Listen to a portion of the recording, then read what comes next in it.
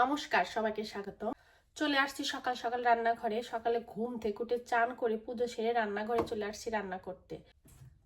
আজকে আমি রান্না করব ইলিশ বেগুন। তার জন্য ইলিশ মাছ নিয়ে নিয়েছি। এই যে ছোট বড় সাইজের করে ইলিশ মাছ নিয়ে নিয়েছি। আমাদের বাসায় মাত্র আমরা দুজন, তো এত ইলিশ মাছ খাওয়ার আসলে কোনো লোক নেই, পারবো না দুইজন হয়ে। তো ছোট বড় সাইজের করে টুকরো করে কেটে নিয়েছি। সাথে একটা বেগুন নিয়েছি। একটা বেগুন হলে হয়ে যাবে, অনেক বড় বেগুন। তো এইটা দিয়ে আমি রান্না করব ইলিশ বেগুন। তো ভাবলাম আপনাদের সাথে সেটাই শেয়ার করি। তো কিভাবে রান্না করব সেটা আপনাদের দেখাবো। তাহলে আসেন রান্না শুরু করি।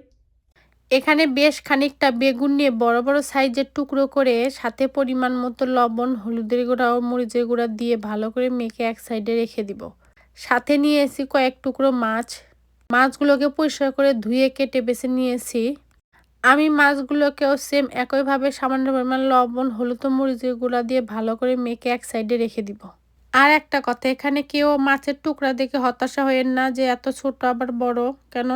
কারণ এই বড় টুকরো মাছগুলোকে আমার হাজবেন্ডকে দিব, কারণ ও বড় খেতে পছন্দ করে। আমি এত বড় মাছ খাইতে পারি না, যার জন্য ছোট ছোট সাইজের কয়েকটা টুকরো করে নিচ্ছি, ছোট বড় সব মিলেই। তো যাই হোক, এই পর্যায়ে একটা মশলা রেডি করে নিব।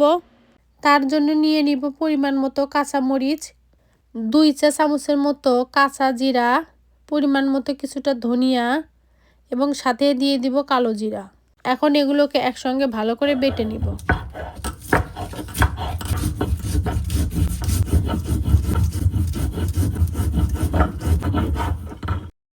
এখানে কিন্তু অবশ্যই মশলাটা বেটে নেবেন, নইলে কিন্তু তরকারির আসল টেস্ট পাবেন না। তো যাই হোক, এখন রান্নায় চলে যাই। এখানে একটা কড়াই বসিয়ে তাতে পরিমাণ মতো তেল দিয়ে নিব। চুলার আঁচ মিডিয়ামে রেখে বেগুনগুলোকে ভালো করে ভেজে নিব। দেখতে পারতেছেন আমি একটু সময় নিয়ে চুলার জাল মিডিয়াম টু লোয়ের মাঝামাঝি রেখে উল্টে পাল্টে ভেজে নিচ্ছি। ভাজা হয়ে গেলে এই পর্যায়ে নামিয়ে নিব। এবারে সেই একই কড়াইতে আরও কিছু পরিমাণ তেল দিয়ে ফোড়নে তেজপাতা, শুকনা মরিচ ও সাথে দিয়ে দিয়ে পরিমাণ মতো কালো জিরা। ফোড়ন হয়ে গেলে দিয়ে দিব সেই বাটা মশলা। এবারে চুলার জাল লোতে রেখে মশলাগুলোকে ভালো করে কষিয়ে নিব। মশলাটা কিছুটা কষানো হয়ে গেলে এবার দিয়ে দিব সামান্য পরিমাণ জল। এবারে দিয়ে দিব পরিমাণ মতো হলুদের গুঁড়া এবং পরিমাণ মতো মরিচের গুঁড়া। একটু সময় নিয়ে মশলাটাকে ভালো করে কষিয়ে নিতে হবে।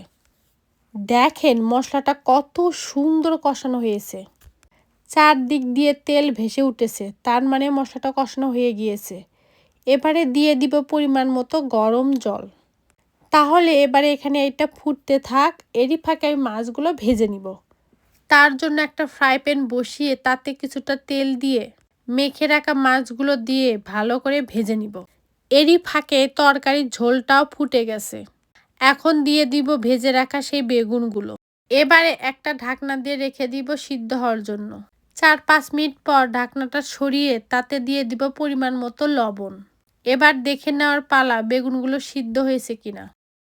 তরকারিটা জাল হয়ে গেলে দিয়ে দিব ভেজে রাখা সেই মাছ।